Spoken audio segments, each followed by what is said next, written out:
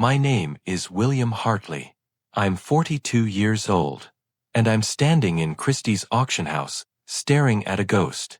It's a painting. Blue and black. Violent strokes across canvas. The catalog says it's by Jean-Michel Basquiat. They estimate it's worth between $800,000 to $1.2 million.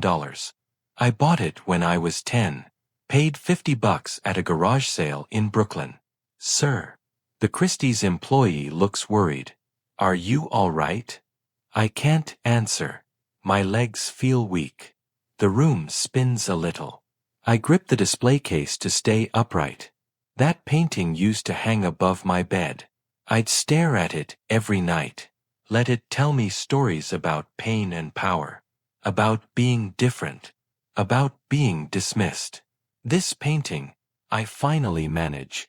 Where did it come from? She checks her tablet. It's part of the Webb collection. Marcus Webb acquired it from a private seller in 1994. The year my parents sold my entire art collection for $2,000. Sold it to pay for my sister Rachel's beauty school. Beauty school she dropped out of after 3 months. I need to see the whole collection, I tell her. She nods. Professional. Polite. Of course. Right this way. She leads me through quiet halls. Past old masters. Past modern sculptures. To a room marked Webb Collection, lots 41 through 78. I push open the door, and there they are. My childhood. My obsession. My stolen dreams. All hanging on pristine white walls under perfect lighting. There's the Cause sketch. Found it at a flea market when I was 12. Traded a broken skateboard plus $20. The vendor thought it was creepy cartoon garbage. Now it's behind museum glass. Estimated at $150,000. There's the early Banksy print. Bought it from a shop in the East Village that reeked of spray paint. The owner laughed when I spent my lawn mowing money on it. Now it's valued at $300,000. And there. Oh God. There's the Yoshitomo Nara drawing. I traded my bike for that one. My beautiful 10-speed. My only way to get around. But that angry little girl in the drawing looked exactly how I felt inside. So I made the trade. Sir. The employee hovers nearby. Should I get you some water? I pull out my phone. Start taking pictures. Evidence of what? My childhood. My parents' betrayal? Proof I was right all along? I collected these. I tell her. When I was a kid. These were mine. Her professional mask cracks. These specific pieces? Every single one. I flip through the catalog she's holding. Each page is another punch to the gut. The Robert Motherwell study. My very first piece. 50 cents at a church sale. The Diane Arbus photographs. Found them at an estate sale mixed in with family snapshots. The Jim Dine Hart drawing. The Kara Walker silhouette that horrified my mother. Total estimate for the Webb collection, I read aloud. $2.8 to $3.5 million. Mr. Hartley? Should I contact our legal department? Yes, I say. Still staring at my Basquiat. I think you'd better. I text my wife Elena, at Christie's. Found them. All of them. Come now. Her response is instant. On my way. Don't sign anything. Love you. Then I do what I couldn't do 28 years ago. I sit on the leather bench. Put my head in my hands. And cry. I'm crying for the 16-year-old boy whose parents saw trash where he saw treasure. The boy who was right about everything. And got punished for it. Let me go back. Brooklyn, 1988. I was 8 years old. Skinny kid. Quiet. Too quiet for my father, who worked construction. Too strange for my mother, who wanted normal children. My sister Rachel was their dream come true. Pretty. Popular. Charming. She was 11 and already knew how to work a room. How to make adults love her. She was going to be famous. Or marry rich. The details changed but the dream stayed the same. Me. I was the weird kid who loved going to garage sales. Not for toys. For art. It started at St. Catherine's Church. They were cleaning out the basement. Mom went for kitchen stuff. Rachel whined about being bored. I wandered into the back room.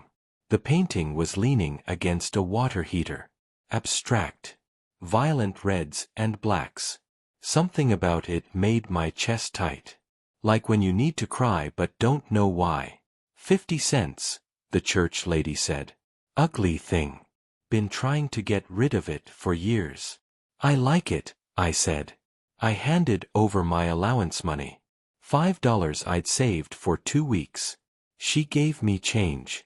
You actually want this? She seemed surprised.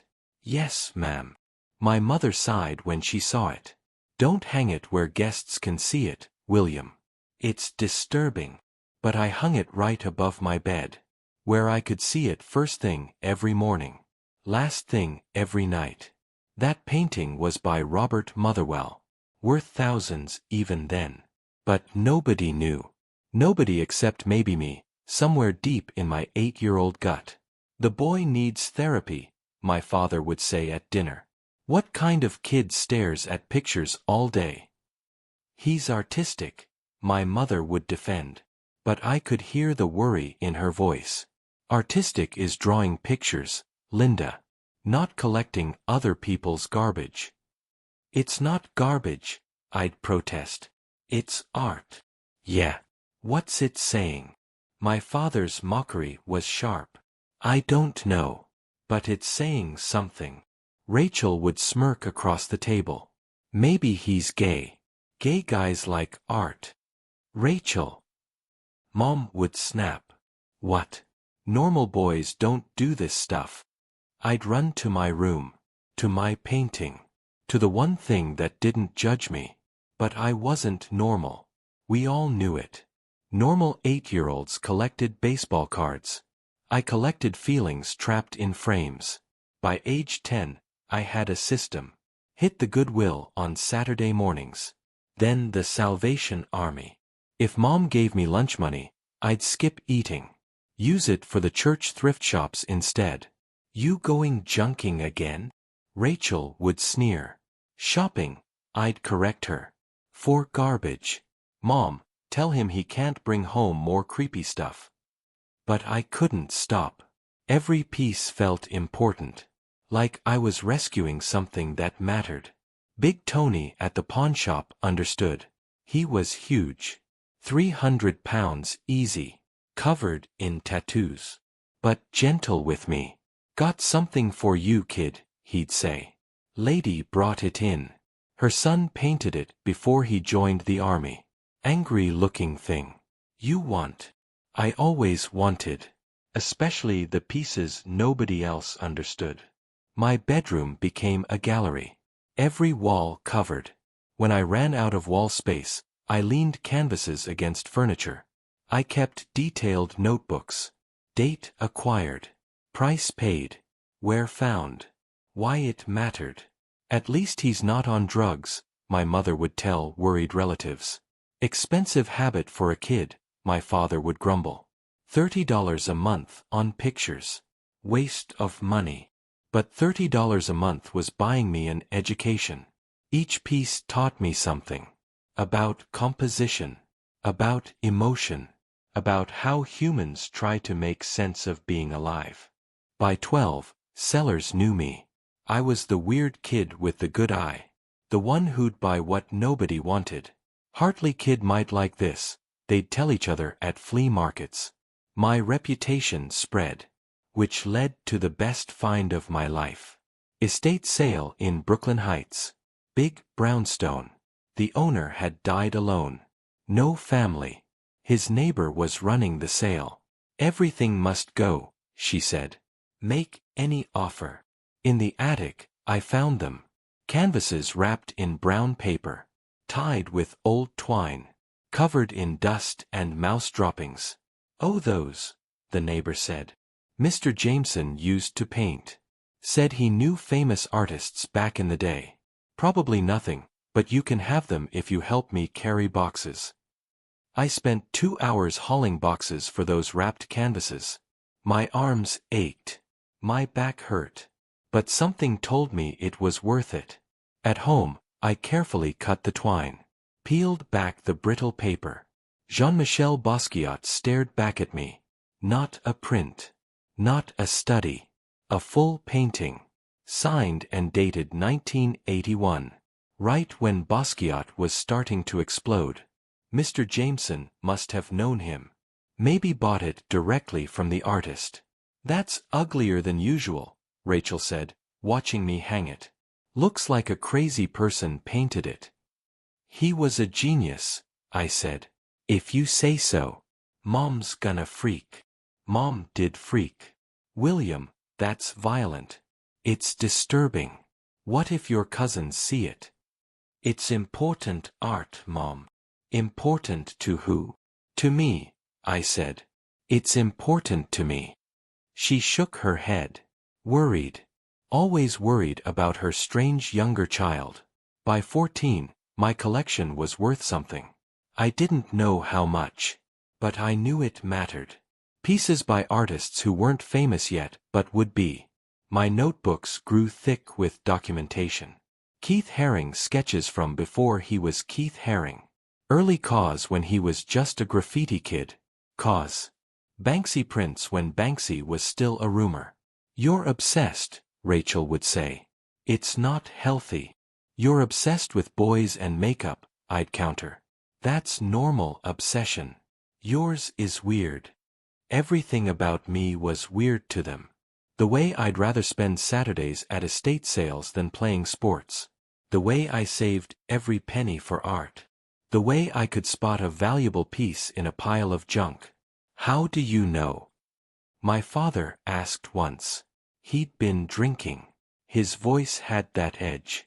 How do you know these pictures are worth anything? I just know, I said. You just know. He laughed. Bitter. My son the art expert. 16 years old, and he just knows. Yes, I said quietly. I do. You know nothing. You're a kid playing pretend. Wasting money we don't have on garbage. It's my money. From my jobs. Jobs I got you. Through my connections. Everything was a transaction with him. Everything had a price. Even father-son stuff came with a bill. The boy works hard, my mother said. Let him spend his money how he wants. On garbage? While we struggle to pay bills.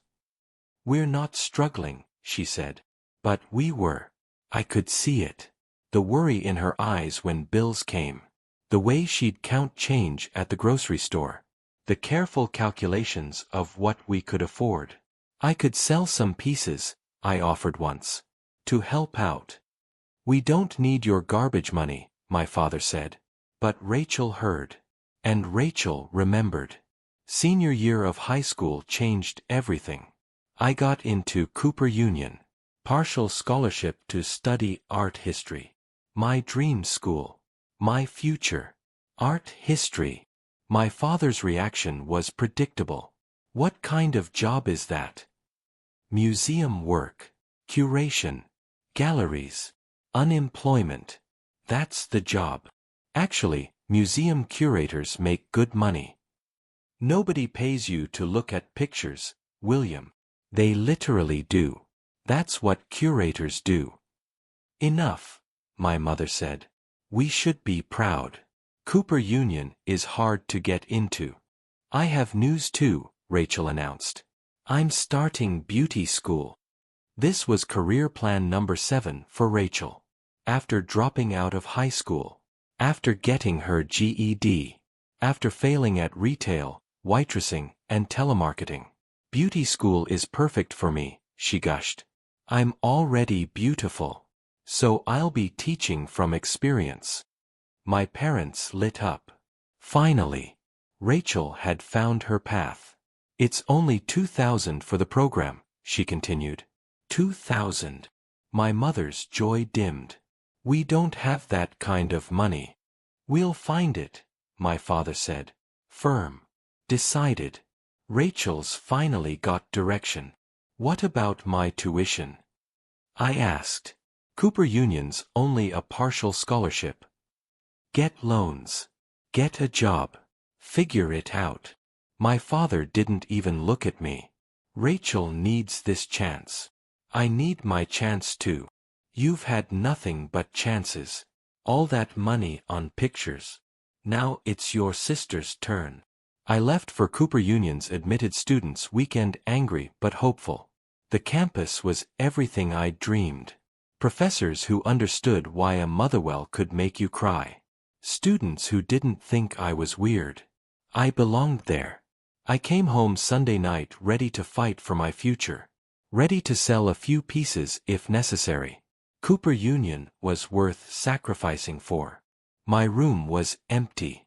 Not just empty. Stripped. Every painting gone. Every photograph. Every sketch. Even the nails pulled from the walls. My notebooks documenting everything. Missing. Mom. I stood in the doorway. Couldn't process the bare walls. Mom. She appeared in the hallway. Wouldn't look at me. Behind her, my father emerged. Satisfied. Proud, even. Where is everything? We sold it, my mother said quietly. For Rachel's tuition. You sold my collection? Just pictures, William. Rachel's education is more important. Just pictures. I laughed. Or maybe screamed. Do you have any idea what those were worth? $2,000, my father said. That Webb fellow gave us cash. Marcus Webb. I knew him. Bottom feeder. Preyed on desperate sellers. He'd tried to buy from me before. I'd laughed at his offers. 2,000. I couldn't breathe. The Basquiat alone was worth 50,000. Right. Rachel appeared in her doorway. Your magic painting. At least now it's doing something useful. You had no right. Our house, our rules, my father said. Time to grow up. I will never forgive you for this. You will. When you mature. When you understand family. I understand perfectly. Rachel matters. I don't. Don't be dramatic, my mother pleaded. Dramatic? You sold my future for beauty school. She'll quit in 3 months. That's enough.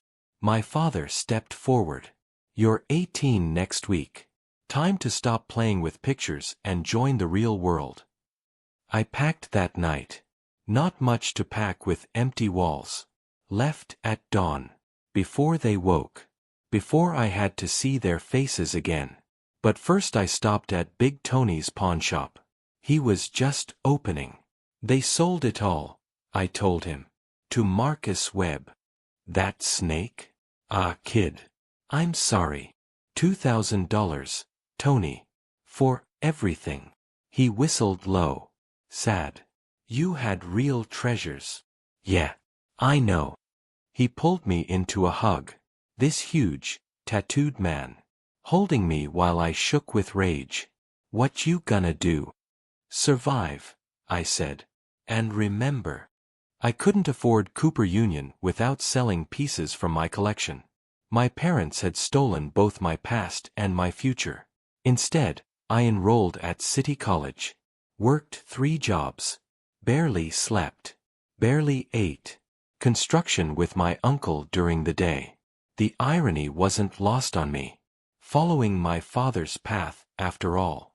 Security at galleries at night. At least I could be near art. Weekends at a frame shop. Learning restoration.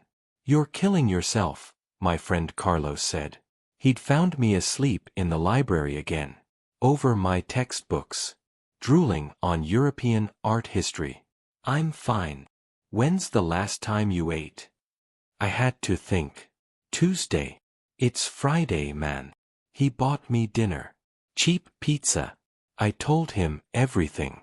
The collection. The sale. The exile from family. 2,000 for a Basquiat? He shook his head. Your parents got robbed. Then they robbed me. You talk to them? No. My Aunt Sarah calls sometimes. Aunt Sarah was my mother's sister. The cool aunt. The one who'd understood my art thing. She'd cried when she heard about the sale. Rachel dropped out of beauty school, she told me over coffee. Our monthly meetings. My only family connection. Of course she did. Now she wants to be a massage therapist. With whose money? Your parents took out loans. Of course they did. Throwing good money after bad. The family way. Your mother asks about you, Sarah would say. She's sorry. Sorry she got caught lying? Or sorry she destroyed my life? Maybe both. Years passed. Rachel cycled through careers. Massage therapy. Real estate. Fashion boutique. Each failure funded by our parents' dwindling resources. Meanwhile, I worked. Studied. Survived on spite and instant ramen. Got my degree. Got an internship at the Guggenheim. Unpaid, of course. Added a fourth job to cover it. But I was inside a Réal museum. Learning. Building connections. You have an exceptional eye, the senior curator told me. Where did you train? Garage sales, I said. She laughed. Thought I was joking. I let her. Slowly, I rebuilt. Not my collection. Couldn't afford that.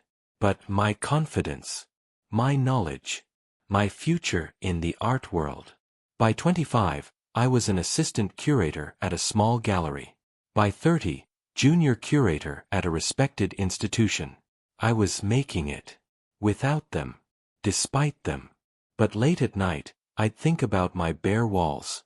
Wonder where my paintings were. If Webb had sold them. If he knew what he had.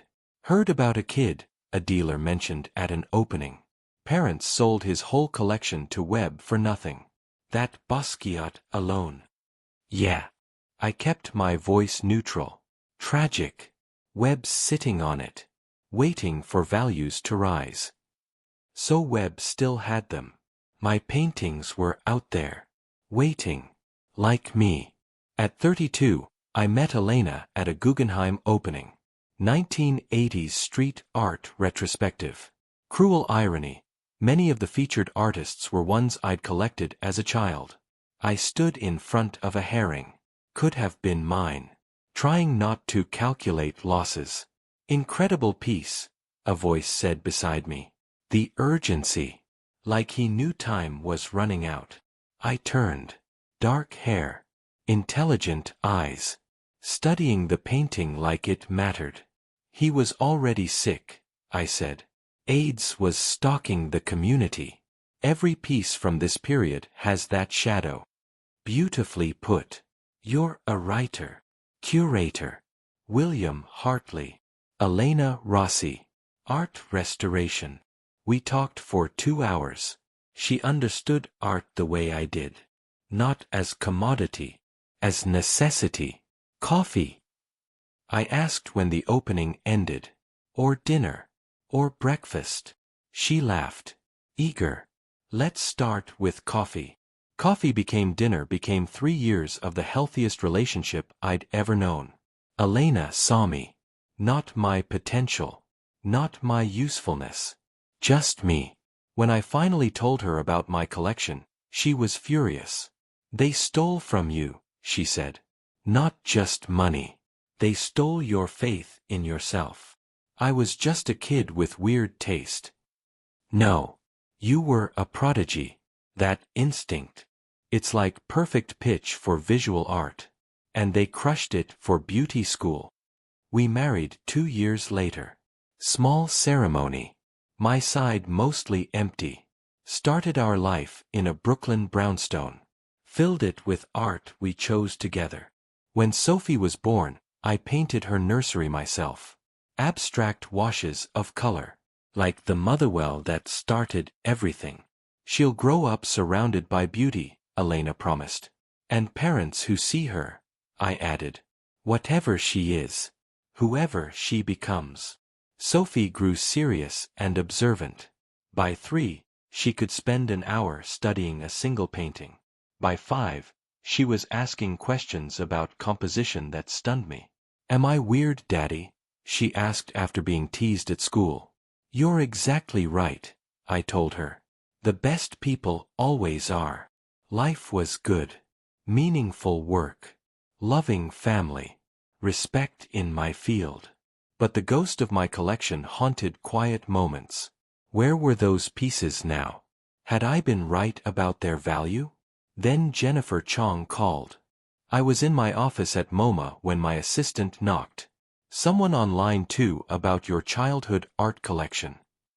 The coffee mug slipped. Shattered on the floor. Sophie had made it for me. Lumpy. Glazed in uneven blue. Perfect. Did they give a name? Jennifer Chong. Says she's a lawyer. I stared at the blinking line. 28 years since the sale. Why now? William Hartley, I answered. Mr. Hartley, I represent the estate of Marcus Webb. Webb's dead. 6 months ago. Heart attack. We're processing his estate and discovered something interesting. My hands shook. What kind of something? He kept detailed records, including a journal. The entries about your collection are illuminating. How so? May I read you an excerpt? From June 1994.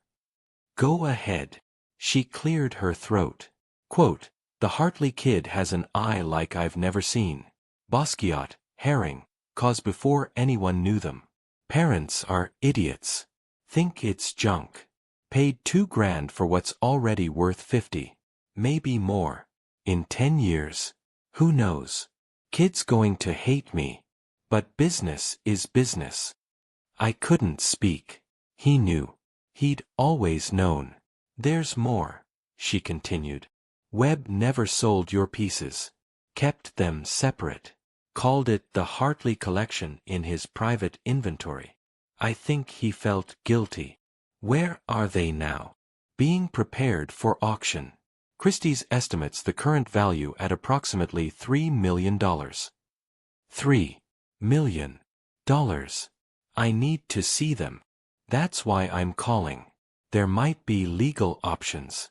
The circumstances of the original sale. Would you like to meet? Yes. Today. Now. Can you come to my office? We have a lot to discuss. I hung up. Sat in my office surrounded by other people's art. My hands wouldn't stop shaking. Elena answered on the first ring. What's wrong? They found them. My paintings. All of them. Oh my God. Where? Christie's. $3 million, Elena. I'm coming to get you. Don't do anything until I'm there. But I was already moving. Already planning. 28 years of waiting were over. Jennifer Chang's office was all leather and dark wood. Serious lawyer stuff. She was younger than I'd expected. Sharp eyes behind designer glasses. Webb's estate is complex, she began. But your situation is unique. He documented everything, including his knowledge that he was cheating a minor. Can we stop the sale? Possibly. The original transaction was legal. Parents can sell their children's possessions. But Webb's own records show fraud. He deliberately underpaid. Knew the real value. That changes things. What kind of things? Legal things. Unconscionable contract. Fraudulent concealment. Constructive trust. We have options. I want to see them first. The paintings. Of course. I've arranged a private viewing at Christie's. Elena drove. I couldn't trust my hands on the wheel. Sophie was at school. We'd tell her later. After I knew what we were dealing with. Christie's was the same. Hushed. Reverent. The viewing room was private. Just us, Jennifer and my past. They'd laid everything out. Professional. Catalog numbers. Perfect lighting. The Basquiat dominated the room. Bigger than memory. More powerful. The violence I'd connected with at 10 still there. Still speaking. Jesus, Elena breathed. I walked the room slowly. The Cause sketch. The Banksy. The Nara drawing. Each piece a breadcrumb trail back to who I'd been. Who I still was. You bought these as a child? Jennifer studied my face. How did you know? I didn't know. I just felt. Saw something others missed. Webb certainly saw it. Eventually. His journal gets more guilty as years pass. He writes about finding you. Making it right. But he never did. I picked up the Motherwell study. 50 cents at a church sale. Now valued at $40,000. He kept them all these years. In climate-controlled storage. Professional. Like he was preserving them for something. For their value to increase. Or for you to find them. Elena took my hand. What do you want to do? I want them back. Want my parents to know what they sold. Want the world to know a weird kid from Brooklyn saw the future. Then we fight, Jennifer said. It won't be easy. Your parents will likely contest. They had legal right to sell. They had legal right. But was it moral? Was it fair? That's what we'll argue. Ready to take on your family. I thought about Sophie. About teaching her to trust her instincts. About showing her that being right matters. Even if it takes decades to prove it. Yes. Let's fight. News of a potential $3 million lawsuit brought my family out of the woodwork. My mother called first. Voice older. Shaky. But still capable of guilt. William. We heard. Someone said you're suing us. I'm suing to recover stolen property. Stolen? We sold those pictures for your sister's education. You sold art worth $50,000 for $2,000. To a con man who knew exactly what he was getting. How were we supposed to know? Because I told you. Over and over. But you didn't listen. Didn't care. Can we meet? Please. Your father. We're not young anymore. Against Elena's advice, I agreed. Neutral ground. A diner in Queens. I brought Sophie. Wanted them to see what they'd missed. They looked old. Shrunken. My father's bluster faded to something mean and defensive. My mother anxious. Bird-like. And Rachel. Still pretty at 39. But hard. Like beauty left in the sun too long. This is Sophie, I said. Not your granddaughter. Just Sophie. She's beautiful, my mother reached out. Sophie stepped closer to me. Smart girl. So, my father started. This lawsuit nonsense. It's not nonsense. You cost me millions. Millions. Rachel scoffed. From your weird kid junk. I pulled out my phone. Showed them the Christie's catalog. Watched their faces change as they absorbed the numbers. This can't be right, my father muttered. Every piece I bought as a child. Every worthless picture you mocked. $3 million. We didn't know. My mother's voice cracked. Because you didn't care. I told you they were valuable. I begged you not to sell. That's not fair. Rachel snapped. How was I supposed to know you weren't delusional? You weren't supposed to know. They were supposed to protect me. Not sacrifice me for you. I'm your sister. No. You were their favorite. I was just the weird kid paying for your dreams. My mother started crying. My father got red-faced. Rachel pouted. Same dynamics. 30 years later. We did our best, my father said. Your best. You sold my future for $2,000. We needed the money. For beauty school she quit. Like she quit everything else you funded.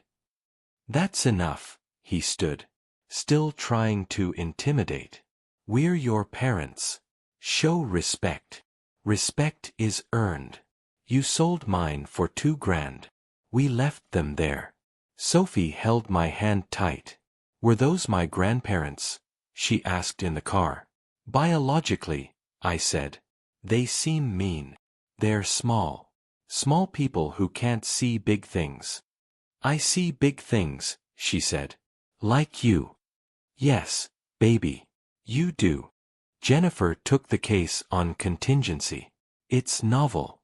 But Webb's documentation helps. He confessed to defrauding a minor.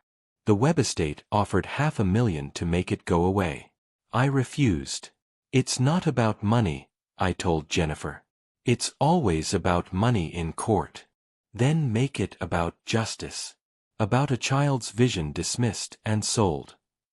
My parents hired their own lawyer. Claimed statute of limitations. Parental rights. All the legal shields that protect bad decisions. But Webb's journal was devastating. Page after page of guilt. Of knowledge. Of deliberate fraud. Depositions were brutal. My parents painted me as bitter. Vindictive. Rachel called me jealous. Said I'd always resented her.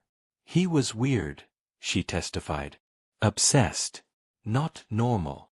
Define normal, Jennifer countered. Kids who play sports. Have friends.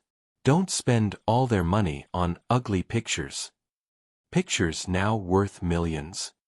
Nobody could have known that. Your brother knew. At 10 years old. What does that say about his gift? The trial lasted 2 weeks. My parents across the courtroom like strangers. Which is what we'd become. I testified about every piece. When bought. Why? What I saw that others didn't. I wasn't collecting art, I explained. I was collecting futures. These artists were becoming. I could feel it. At 10 years old, the judge asked. Yes, Your Honor. The same way some kids can play piano by ear. I could see value by instinct. And your parents sold this gift for $2,000? They sold it for beauty school tuition. 3 months of beauty school. My father testified. Defiant. Unrepentant. I did what any parent would do. Sell your child's valuable possessions for a fraction of their worth? They were just pictures. Just pictures worth $3 million. Nobody knew that. Your son knew. He told you. You chose not to listen. The judge deliberated for a week. Longest week of my life. This case presents unique circumstances, Judge Martinez began. Parents generally have the right to manage their minor children's property. However, that right comes with fiduciary duties. My parents gripped hands. I sat with Elena and Sophie. Waiting. The evidence shows Marcus Webb deliberately defrauded the Hartley family. His own records demonstrate this. While the parents had authority to sell, they breached their fiduciary duty by failing to obtain fair value. Your Honor, my parents' lawyer stood. The statute of limitations is told by fraudulent concealment. Mr. Webb actively hid the true value and lied about dispersing the collection. She continued. I find for the plaintiff. The Webb estate holds the collection in constructive trust. However, given the parents' legal authority at the time of sale, I'm ordering a division. 60% to William Hartley. 40% to be divided between the selling parties and the estate. 60%. Not everything. But vindication. My parents looked relieved. They'd get money after all. About $400,000 to split. Outside the courthouse, they approached. William, my mother started. Maybe now we can heal. No, I cut her off. You got paid. That's all this was to you. Another transaction. We're your parents. You were. Now you're just people who sold my childhood for parts. That's not fair. Rachel had shown up for money. We were family. You were family. I was the weird kid funding your dreams. We walked away. Sophie between Elena and me. Protected. Loved. Seen. Are you sad? Sophie asked. No, baby. I'm free.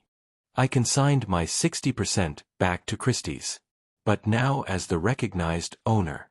The catalog told my story. The Hartley Collection, a child's eye for genius. The art media went crazy. The boy who built a museum from garage sales. The parents who sold it for nothing. The decades of vindication. The auction was an event. Major collectors. Museum representatives. Press. I sat in the back with Elena and Sophie, watching my childhood go under the hammer. Lot 47, the Basquiat. Opening bid $500,000. It sold for $1.2 million. The cause went for $400,000. The Banksy for $300,000. Piece by piece, my teenage vision proved its worth. You could keep them, Elena whispered. Buy them yourself. No. They belong to the world now. I had my time with them. Sophie squeezed my hand. I'm proud of you, Dad. For what? For seeing beautiful things when no one else did. For being right even when everyone said you were wrong. The collection totaled $2.8 million. My share after commissions came to roughly $1.5 million. Enough to secure Sophie's education. Enough to know she'd never have her passions sold for someone else's dreams. That's a lot of money, Sophie said on the drive home. It is, I agreed. Are we rich now? Elena laughed. We're comfortable. There's a difference. What's the difference? Rich is having money, I explained. Comfortable is not worrying about money. We'll still live the same. Just with less fear. Good, Sophie said. I like our life. So did I. For the first time in 30 years, I truly did. The check from Christie's felt surreal. All those childhood Saturdays. All those skipped lunches. All those pieces I'd loved. Converted to numbers in a bank account. You okay? Elena asked that night. I keep thinking about 10-year-old me. Finding that Basquiat. Would he be happy with how this ended? He'd be happy he was right. That someone finally said, you were right. She was right. The money was nice. But the vindication was everything. A week after the auction, I received a letter. My father's handwriting. Shaky with age or emotion. William, the money sits in our account like lead. Your mother cries daily. We destroyed something precious because we couldn't see past our own limitations. I was wrong. Not just about the value. About you. You were never weird or broken. You were extraordinary. I was too ordinary to recognize it. I don't expect forgiveness. Just wanted you to know. I see it now. Too late, but I see it, Dad. I read it twice. Then filed it away. Some wounds cut too deep for words to heal. Some bridges burned too completely to rebuild. Rachel sent a text. Hope you're happy destroying our family over money. I didn't respond. She'd never understand it wasn't about money. It was about being seen. Being valued. Being believed. My mother tried through Aunt Sarah. She wants to meet Sophie properly. Get to know her granddaughter. Sophie knows the story, I replied. When she's older, she can decide if she wants grandparents who sold her father's childhood for beauty school tuition.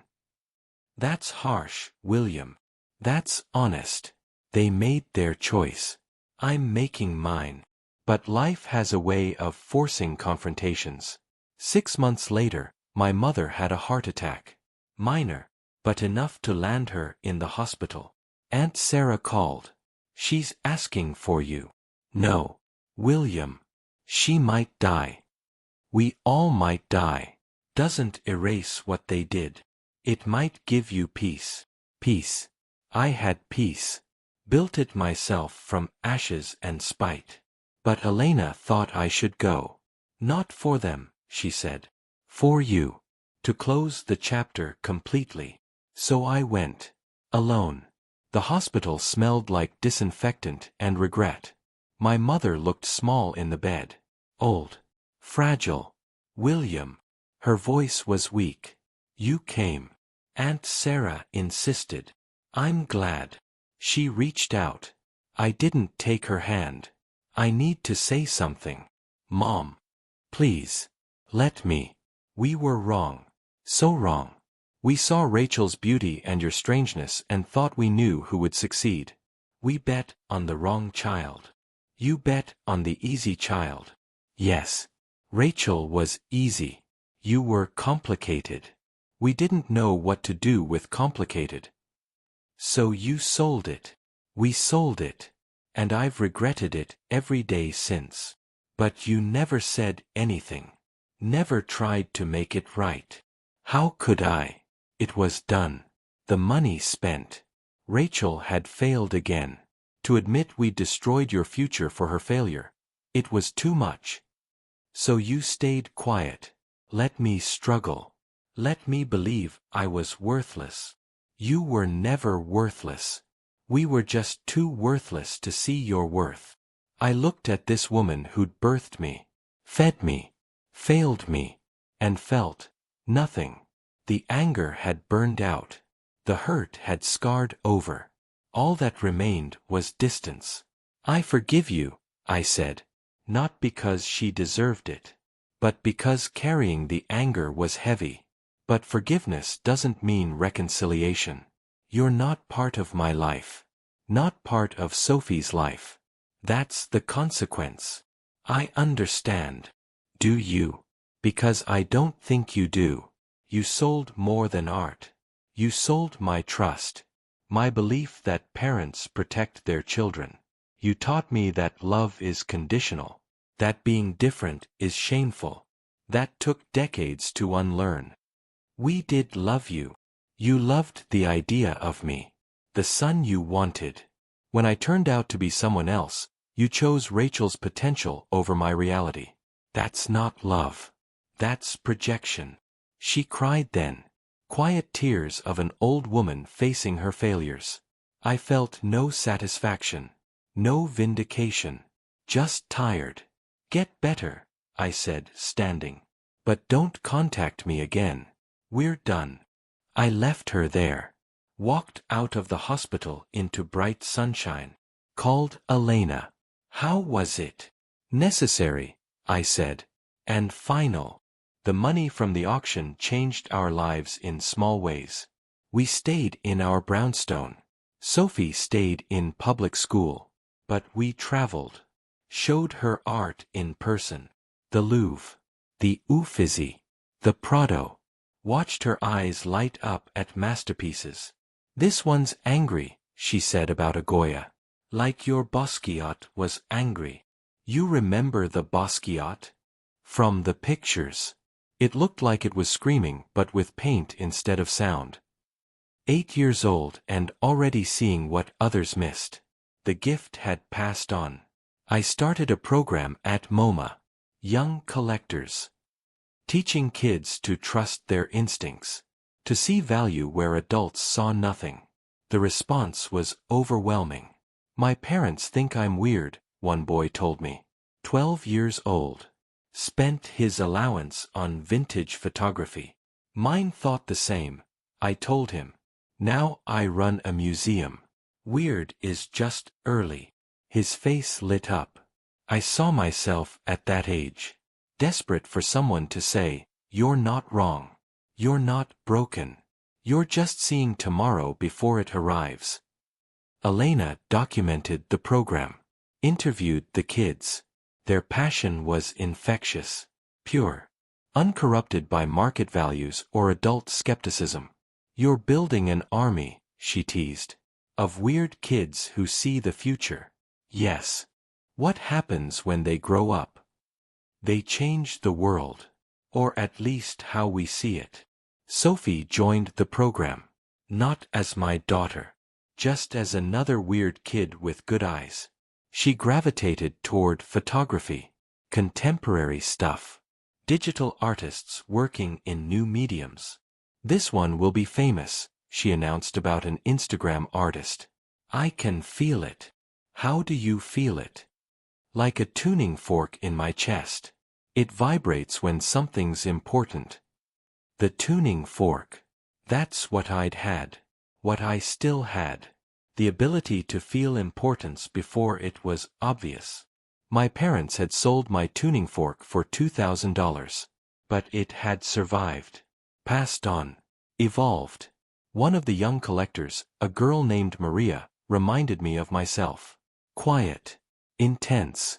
Spent her babysitting money on paintings from thrift stores. My mom wants me to save for college, she confided. This is college, I told her. Everything you're learning here. About seeing. About trusting yourself. That's education. But it's not practical. According to who? I'm sitting here because I bought a Basquiat for $50 when I was 10. That's pretty practical. She smiled. Kept collecting. Her parents disapproved but didn't stop her. Progress. Last month, I opened my own exhibition at MoMA. Young Eyes, When Children See Tomorrow. It featured young collectors. Their finds. Their stories. The centerpiece was a recreation of my childhood bedroom. Elena had found old photos. We rebuilt it exactly. Every piece positioned where it had been. Did you really know they'd be famous? A young visitor asked. I knew they were special.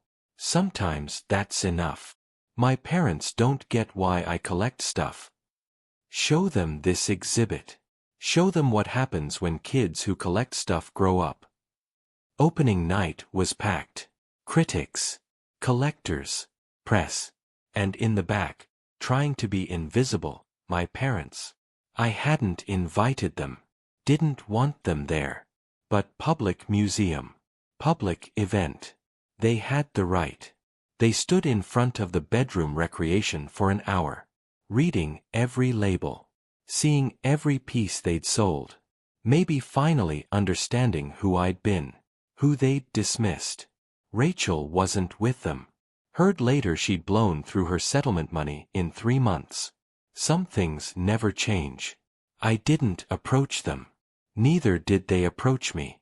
We existed in the same space without connecting. Like strangers with shared history. Sophie found me during the opening. Dad, there's a kid here who bought a painting from a garage sale. Says it might be important. Bring them over. A boy, maybe 11. Holding a small canvas like it was precious. Abstract. Violent. Familiar energy. I spent my birthday money, he explained. My mom's mad. But something about it. I studied the painting. Unknown artist. But that vibration was there. That tuning fork feeling. You were right to buy it, I told him. Keep it safe. Document everything. And in 20 years, remember this moment. You think it's valuable? I think you saw something others missed. That's always valuable. He left clutching his painting. Beaming. Another weird kid validated. Another future collector born. You don't know if that painting's worth anything, Elena said. Doesn't matter.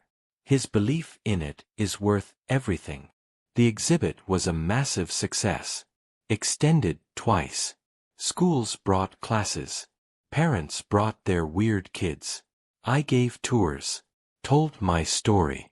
Watched understanding dawn on faces. So your parents were wrong? One mother asked. Nervous. Probably had her own weird kid at home. They were limited. They could only see what existed. Not what was becoming. How do you tell the difference? Between weird and gifted? You don't. You trust. You support. You let them show you. She nodded. Thoughtful. Maybe one more weird kid would get to keep their collection. After one tour, I found a note on my desk. Familiar handwriting. Saw the exhibit. Saw everything. Understand now what we stole. Not just paintings. Purpose. Identity. Faith in yourself. No forgiveness expected. Just wanted you to know, the weird kid one. Mom. I kept the note. Not as reconciliation. As evidence. The weird kid had won. Despite them. Because of them. In spite of them. That night, I went home to my family. My real family. Elena and Sophie were making dinner. Laughing about something. How was the tour? Elena asked. Good. Converted a few more parents to the weird kid cause. Excellent. Sophie found something online. Show him, baby. Sophie pulled up her laptop. Digital artist. Makes NFTs. Everyone says it's stupid. But Dad. I looked. Felt that vibration. That tuning fork humming. Buy it, I said. Really. Trust your instincts. They're all you have. And they're everything. She made the purchase. $50 of her allowance. Maybe nothing. Maybe everything. Time would tell. But she'd have time. And support. And parents who saw her gift as a gift. Not as something to be sold when the favorite child needed funding. I love you, Dad, she said. Casual. Easy. Love you too, weird kid. We're all weird kids here, Elena added. The best families are, I said. And meant it. Every word. The Basquiat that started everything now hangs in a museum in Hong Kong. The collector who bought it doesn't know its story. Doesn't know a 10-year-old boy saw its power at a garage sale. Paid $50 of birthday money. Hung it above his bed. Lost it to parents who couldn't see. But I know. And Sophie knows. And every weird kid who walks through my exhibit knows. Sometimes you see the future before anyone else. Sometimes that gift costs everything. Sometimes you have to wait 30 years for vindication. But when it comes, when the world finally catches up to what you saw, it's worth every skipped meal. Every bare wall. Every dismissive comment. The weird kids always win. It just takes time. And we have nothing but time.